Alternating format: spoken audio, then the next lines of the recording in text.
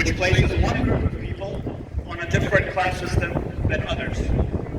The sad irony is that this bears a scary resemblance to the Aryan movement in Germany, which is now, as we know, manifested in the horrific Nazi regime.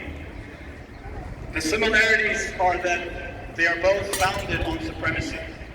They both expelled millions from their homes.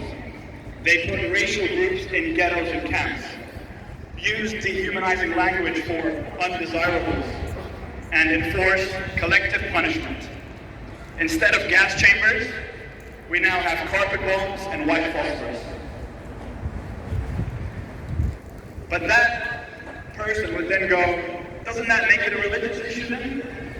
My answer is no, because Zionism is not Judaism. Many Jewish people rightfully oppose Zionism.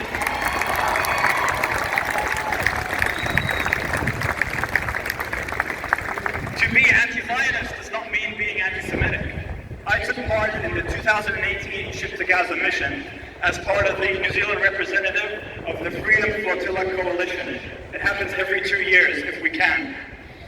I was on sailing yacht Freedom, or Al-Hurriya, for 2 months as we sailed from country to country across Europe and through the Mediterranean, raising awareness, meeting with politicians in each city, asking them, urging them to go to their governments to break political ties with Israel until the siege of Gaza was lifted.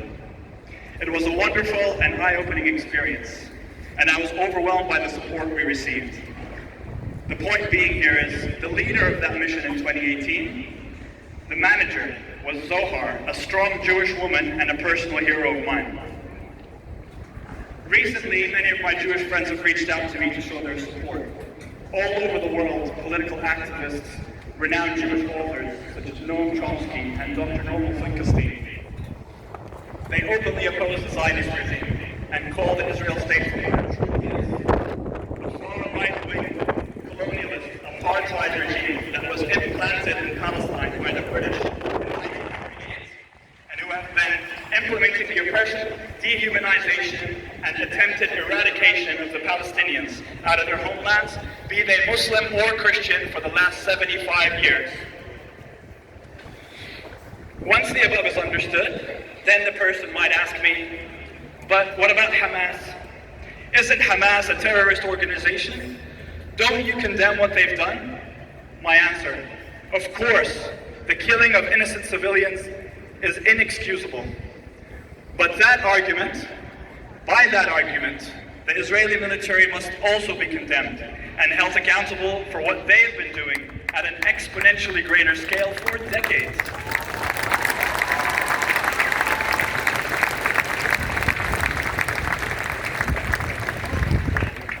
Hamas was born as a result of the brutal occupation. Their creation was and is an inevitable reaction to the collective abuse of millions of Palestinians over the decades, an act which in itself breeds reactive criticism and extremism. A phrase I recently came across that resonated with me is, "You cannot sit at the shore and criticize the drowning on how they fight the sea for their life."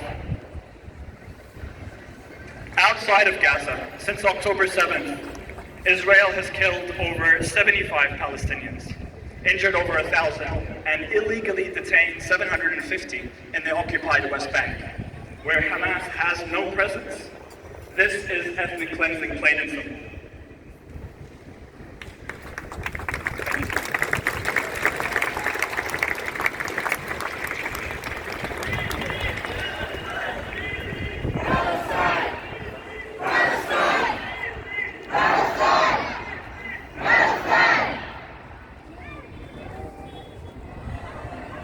Next question, why is this allowed to happen? Why is it allowed to happen?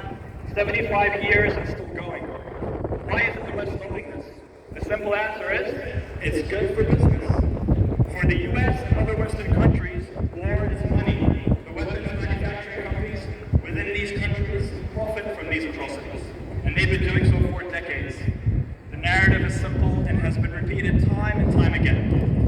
Dehumanize, criminalize the people people that need to be removed, thereby making their murder a necessity, or at the very least, acceptable.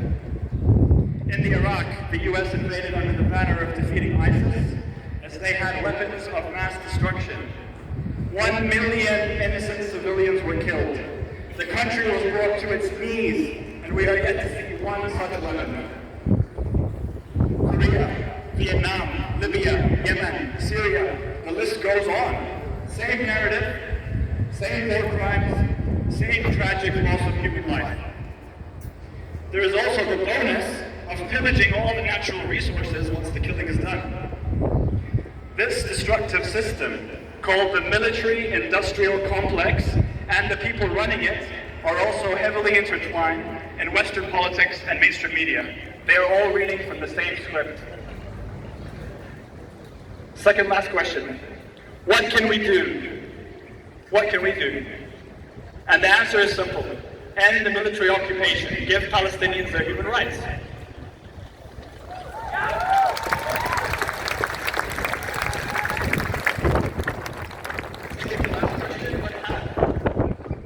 The answer?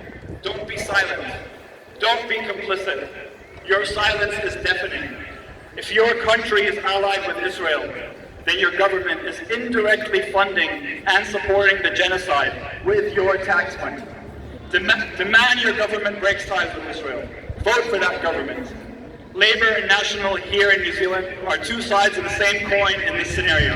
I vote we, the only party that speaks against these atrocities. The last question somebody would ask me after all this is, are you hopeful? And my answer is a resounding yes. Thanks to social media, the mainstream false narrative is being debunked and exposed for its lies. The evidence is irrefutable. People are opening their eyes and understanding what is actually happening more than ever. Even within Israel, protests are gaining momentum against their right-wing government, calling for a drastic change in regime. The truth always comes out. It's just a matter of time now. Keep posting, keep protesting. One day soon we will all gather here to celebrate the liberation of the Palestinians.